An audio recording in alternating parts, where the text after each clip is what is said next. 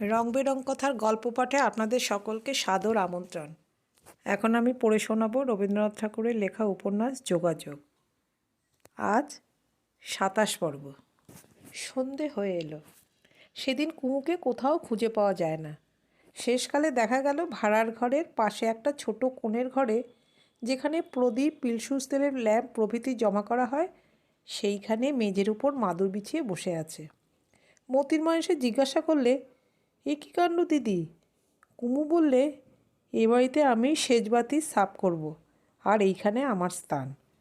মতির মা বললে, ভালো কাজ নিয়েছো ভাই, এ বাড়ি তুমি আলো করতেই তো এসেছো, কিন্তু সেজন্য তোমাকে সেজবাতির তদারক করতে হবে না। এখন চলো। কুমু কিছুতেই নড়ল না। মতির মা বললে, তবে আমি তোমার কাছে শুই। কুমু দৃঢ়স্বরে বললে, না। মতির মা দেখলে এই ভালো মানুষ মেয়ের মধ্যে হুকুম করবার জোর আছে। তাকে চলে যেতে হলো। মধুসূদন রাত্রে শুতে এসে কুমুর খবর নিলে। যখন খবর শুনলে প্রথমটা ভাবলে, বেশ তো, ওই ঘরেই থাক না, দেখি কতদিন থাকতে পারে। সাধ্য সাধনা করতে গেলেই জেদ বেড়ে যাবে। এই বলে আলো নিভিয়ে শুতে গেল। কিন্তু কিছুতেই ঘুম আসে না। প্রত্যেক শব্দেই মনে হচ্ছে ওই বুঝি আসছে। একবার মনে হলো যেন দরজার বাইরে দাঁড়িয়ে আছে। বিছানা ছেড়ে বেরিয়ে এসে দেখে কেউ কোথাও নেই। যতই রাত হয় মনের মধ্যে ছটফট করতে থাকে। কুমুকে যে অবজ্ঞা করবে কিছুতেই সে শক্তি পাচ্ছে না, অথচ নিজে এগিয়ে গিয়ে তার কাছে হার মানবে, এটা ওর পলিসি বিরুদ্ধ। ঠান্ডা জল দিয়ে মুখ ধুয়ে এসে শুলো, কিন্তু ঘুম আসে না। ছটপট করতে করতে উঠে পড়ল। কোনো মতেই কৌতূহল সামলাতে পারলে না। একটা লণ্ঠন হাতে করে নিদ্রিত কক্ষশ্রেণী নিঃশব্দ পদে পার হয়ে অন্তঃপুরের সেই ফরাসখানার সামনে এসে একটুক্ষণ কান পেতে রইল। ভিতরে কোনো সাড়া শব্দ নেই। সাবধানে দরজা খুলে দেখে কুমু মেঝের উপর একটা মাদুর পেতে শুয়ে সেই মাদুরের এক প্রান্ত গুটিয়ে সেইটিকে বালিশ করেছে। মধুসূদনের যেমন ঘুম নেই, কুমুরও তেমনি ঘুম না থাকাই উচিত ছিল, কিন্তু দেখলে সে অকাতরে ঘুমোচ্ছে। এমনকি তার মুখের উপর যখন লণ্ঠনের আলো ফেলল, তাতেও ঘুম ভাঙল না। এমন সময় কুমু একটুখানি উসকুস করে পাশ ফিরলে। গৃহস্থের জাগার লক্ষণ দেখে চোর যেমন করে পালায়, মধুসূদন তেমনি তাড়াতাড়ি পালালো। ভয় হলো পাছে কুমু ওর পরভাব দেখতে পায়, পাছে মনে মনে হাসে। বাতির ঘর থেকে মধুসূদন বেরিয়ে এসে বারান্দা বেয়ে খানিকটা যেতেই সামনে দেখে শ্যামা, তার হাতে একটি প্রদীপ। এ কি ঠাকুরপো, এখানে কোথা থেকে এলে? মধুসূদন তার কোনো উত্তর না করে বললে, তুমি কোথায় যাচ্ছ বউ? কাল যে আমার ব্রত, ব্রাহ্মণ ভোজন করাতে হবে, তারই জোগাড়ে চলেছি। তোমারও নেমন্তন্ন রইল, কিন্তু তোমাকে দক্ষিণে দেবার মতো শক্তি নেই ভাই। মধুসূদনের মুখে একটা জবাব আসছিল, সেটা চেপে গেল। সেই শেষ রাত্রের অন্ধকারে প্রদীপের আলো শ্যামাকে সুন্দর দেখাচ্ছিল। শ্যামা একটু হেসে বললে, আজ ঘুম থেকে উঠে তোমার মতো ভাগ্যবান পুরুষের মুখ দেখলুম। আমার দিন ভালোই যাবে, ব্রত সফল হবে। ভাগ্যবান শব্দটার উপর একটু জোর দিলে। মধুসূদনের কানে কথাটা বিড়ম্বনার মতো শোনালো।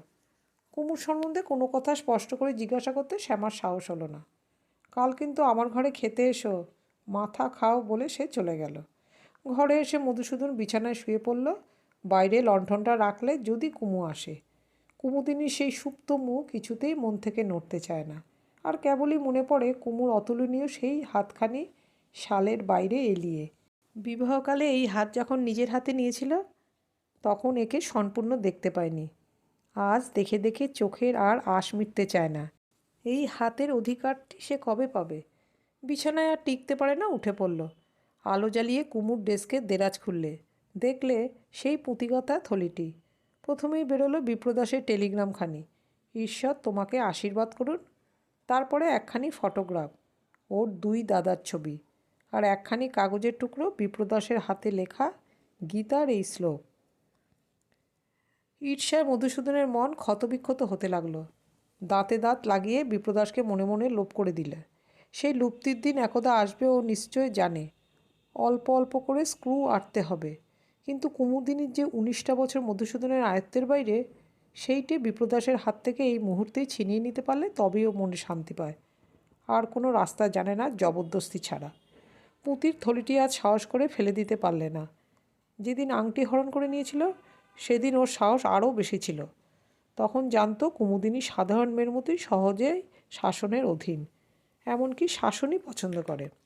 আজ বুঝেছে কুমুদিনী যে কী করতে পারে এবং পারে না কিচ্ছু বলবার জো নেই।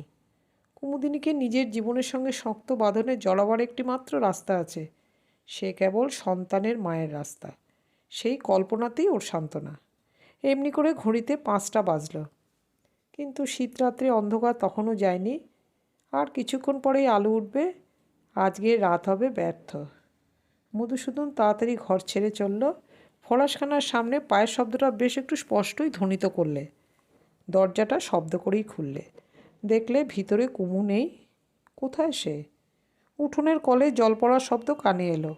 বারান্দায় দাঁড়িয়ে দেখলে যত রাজ্যের পুরানো অপবার্য মরেচে পড়া পিলসুজগুলো নিয়ে কুমু তেঁতুল দিয়ে মাজছে। এ কেবল ইচ্ছা করে কাজের ভার বাড়াবার চেষ্টা, শীতের ভোরবেলায় নিদ্রাহীন দুঃখকে বিস্তারিত করে তোলা। মধুসূদন উপরের বারান্দা থেকে অবাক হয়ে দাঁড়িয়ে দেখতে লাগলো। অবলার বলকে কি করে পরাস্ত করতে হয় এই তার ভাবনা। সকালে উঠে বাড়ির লোকে যখন দেখবে কুমু পিলসুজ মাজছে, কি ভাববে? যে চাকরের উপরে মাজা ঘষার ভার, সেই বা কী মনে করবে? বিশ্বশুদ্ধ লোকের কাছে তাকে হাস্যাস্পদ করবার এমন তো উপায় আর নেই। একবার মধুসূদনের মনে হলো কলতলায় গিয়ে কুমুর সঙ্গে বোঝাপড়া করে নেয়, কিন্তু সকালবেলায় সেই উঠানের মাঝখানে দুজনে বচসা করবে আর বাড়িশুদ্ধ লোকের তামাশা দেখতে বিছানা ছেড়ে বেরিয়ে আসবে, এই প্রহসনটা কল্পনা করে পিছিয়ে গেল। মেজ ভাই নবীনকে ডাকিয়ে বললে, বাড়িতে কী সব ব্যাপার হচ্ছে, চোখ রাখো কি? নবীন ছিল বাড়ির ম্যানেজার। সে ভয় পেয়ে বললে, কেন দাদা, কি হয়েছে? নবীন জানে দাদার যখন রাগ করবার একটা কারণ ঘটে, তখন শাসন করবার একটা মানুষ চাই। দোষী যদি ফসকে যায় তো নির্দোষী হলেও চলে, নইলে ডিসিপ্লিন থাকে না, নইলে সংসারেও রাষ্ট্রতন্ত্রের প্রেস্টিজ চলে যায়। মধুসূদন বললে, বড় বউ যে পাগলের মতো কাণ্ডটা করতে বসেছে, তার কারণটা কি সে কি আমি জানি না মনে করো? বড় বউ কী পাগলামি করছে সে প্রশ্ন করতে নবীন সাহস করলে না। পাছে খবর না জানাটাই একটা অপরাধ বলে গণ্য হয়। মধুসূদন বললে, মেজ বউ ওর মাথা বিগড়োতে বসেছেন, সন্দেহ নেই। বহু সংকোচে নবীন বলতে চেষ্টা করলে, না, মেজ বউ তো। মধুসূদন বললে, আমি স্বচক্ষে দেখেছি। এর উপরে আর কথা খাটে না। স্বচক্ষে দেখার মধ্যে সেই কাগজ চাপার ইতিহাসটা নিহিত ছিল।